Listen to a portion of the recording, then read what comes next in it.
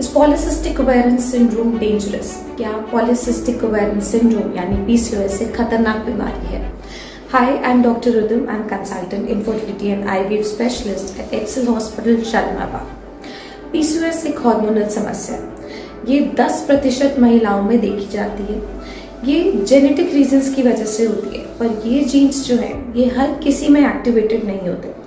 वे सभी महिलाएं जिनके लाइफस्टाइल में इशू होता है जिससे कि उनके ये जीन्स एक्टिवेट होते हैं और उनमें हार्मोनल समस्या होती है। मेल हार्मोन कुछ अधिक मात्रा में होते हैं जिससे कुछ सिम्टम्स, कुछ लक्षण एक महिला अनुभव करती है, जैसे साइकिल्स की गड़बड़ी होना, इनफर्टिलिटी होना, पिंपल्स होना, चिन पे, चेस्ट पे थिक हेयर ग्रोथ होना और वजन लगातार बढ़ते रहना या वजन का ना कम हो पाना। ये देखा जाए तो एक खतरनाक समस्या नहीं है, पर ये हार्मोन की गड़बड़ी वेरियस स्टेजेस में फीमेल को अफेक्ट करती है। जब वो अडोलेसेंट होती हैं यानी पीरियड जब आने शुरू होते हैं तो पीरियड की एक साइक्लिकल रेगुलरिटी नहीं एस्टैब्लिश हो पाती, जिसकी वजह से कभी बहुत ज़्यादा बहाव होता है, पीरियड कभी लेट हो जाते हैं, कभी जल्दी जल्दी आते हैं, कभी मिस हो जाते हैं, कोई पैटर्न नहीं एस्टैब्लिश हो पाता।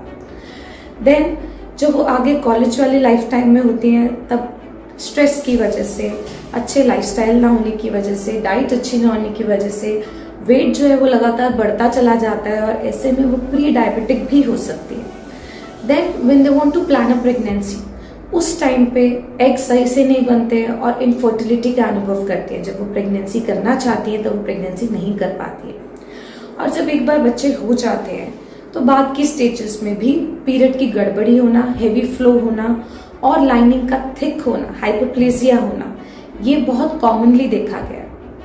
किसी भी लाइफ के स्टेज पे पीसीओएस डायबिटिक सिंड्रोम को, मेटाबॉलिक सिंड्रोम को बढ़ावा दे सकता है।